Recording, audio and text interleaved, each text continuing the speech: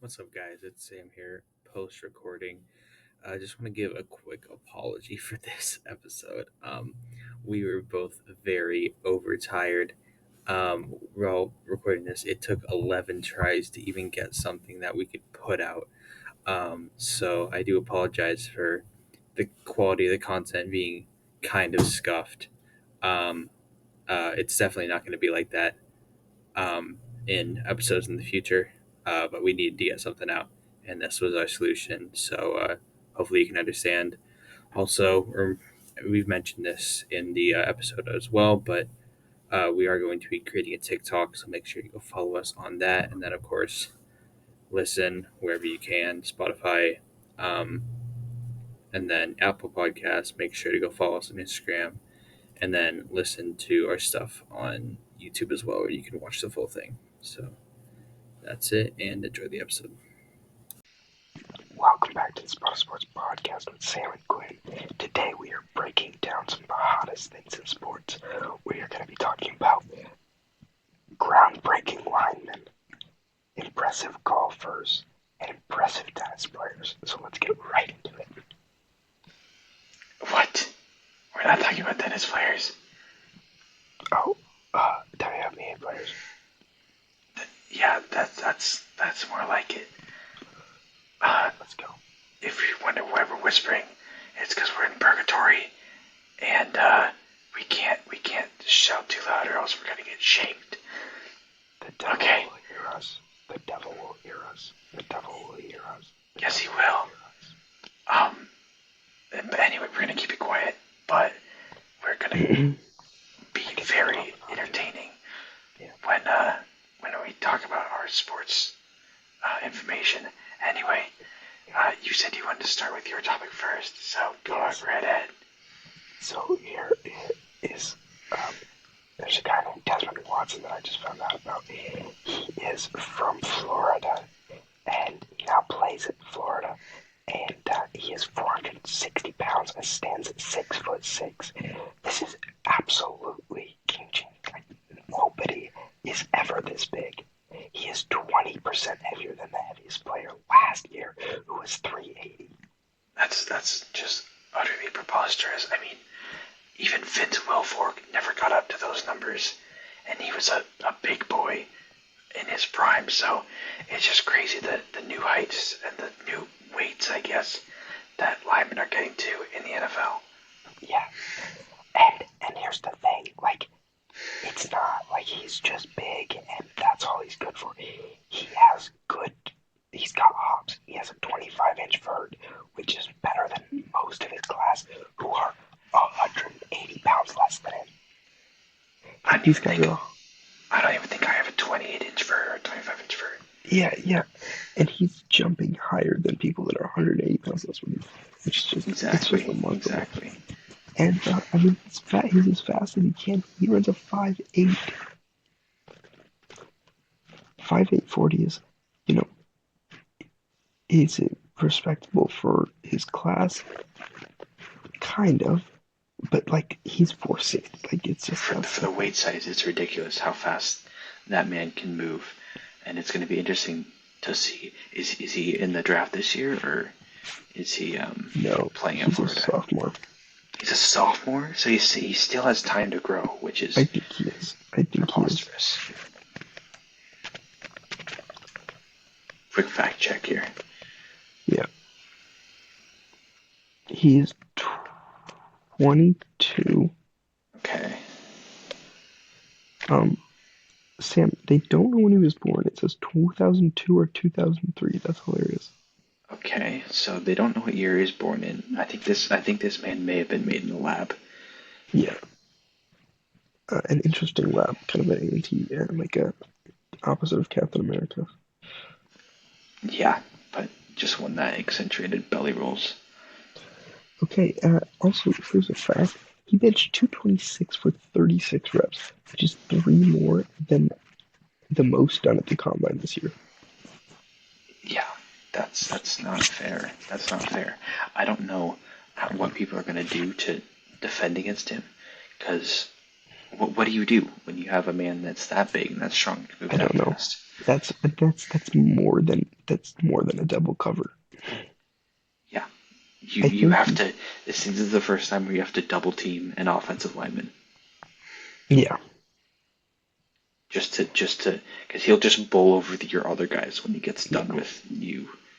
So And let me fact check his position because I know he's a lineman. I don't know what size or what I side. would I would feel like he has to be an offensive lineman because I feel like a defensive lineman just couldn't be Really? that big. Yeah, I feel like he would have good. He would have good speed pulling to block. Yeah, for sure. He'd definitely be an like a left tackle or a right tackle. Is my guess because the uh, exterior offensive linemen are generally bigger.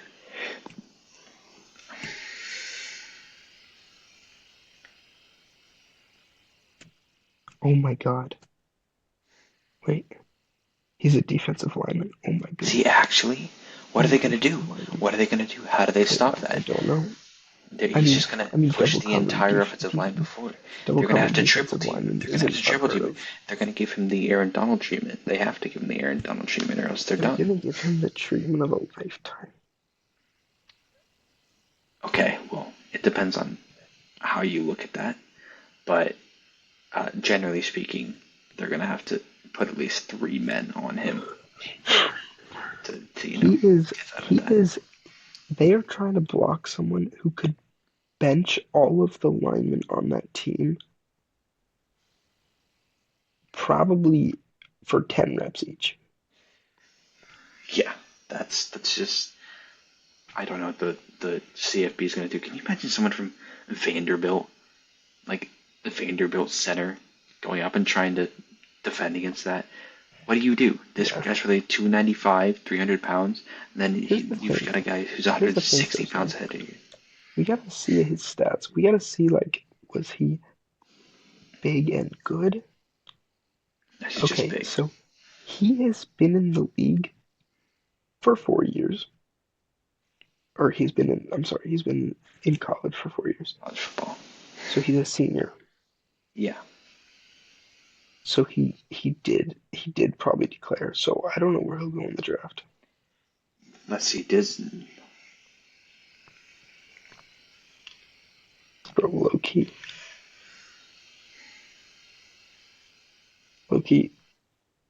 Packers. I I feel like doubt we like big that's gonna guys. happen. Do you know? I would agree. You do like big guys. So he had 6 solo tackles last season, 14 assists, 3 solo tackles the year prior, 8 assists, 8 solo tackles the year prior, 17 assists, 2 and 5 on his first year. So he hasn't done a ton in terms of production, but you can't teach that size and that sort of Yeah, speed. That's basically impossible. I Anyway, know that's we'll what I see. mean. We'll see how he fares. I mean, if this is a senior in college, see what he does. If he is declaring for the draft, we'll see. It's going to be interesting to see what team he goes to. The NFL draft is coming up. I think it's this week or next week. So it'll be interesting to Yeah. see what happens there. Also, let us know if you want us to do a NFL draft episode recapping the draft or predicting who each team is going to take with their selection. So if you want to give us that sort of information, let us know down in the comments. If you're on YouTube, make sure to go subscribe to Spot Sports Podcast on YouTube. And then I think it's probably time for us to get on to our next topic. Yeah, I agree. All right.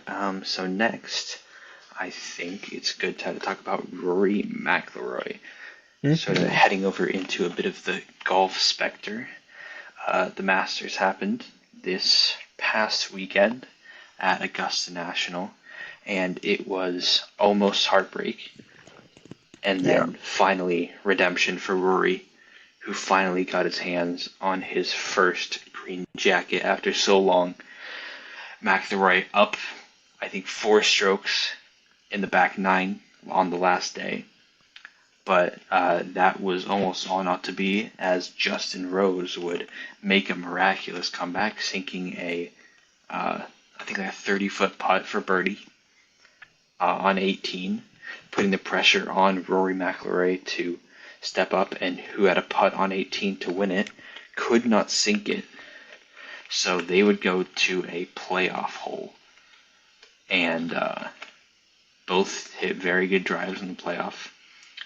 Second shot from Rose was decent, but McIlroy almost hit a perfect second shot, put it right up there on the green about, say, 5 feet away from the hole.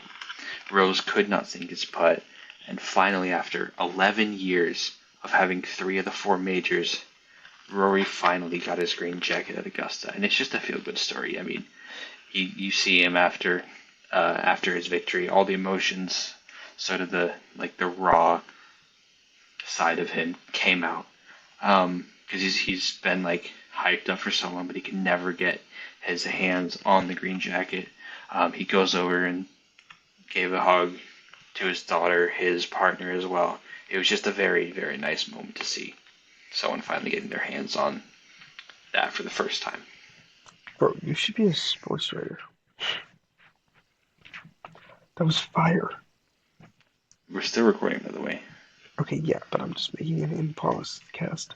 Okay, if anyone wants to see me be a sports writer, make sure you leave that down below in the comments as well. Yeah, comment Sam should be a sports writer because he just told a good story. Hey, I mean, if you comment, that might come to fruition. You never know. Yeah. Okay, Quinn is not as good as of a sports writer, so he's gonna make his comments on this game now. Yeah, I mean, being not a very huge golf fan, I enjoy the game, but I don't watch it a ton.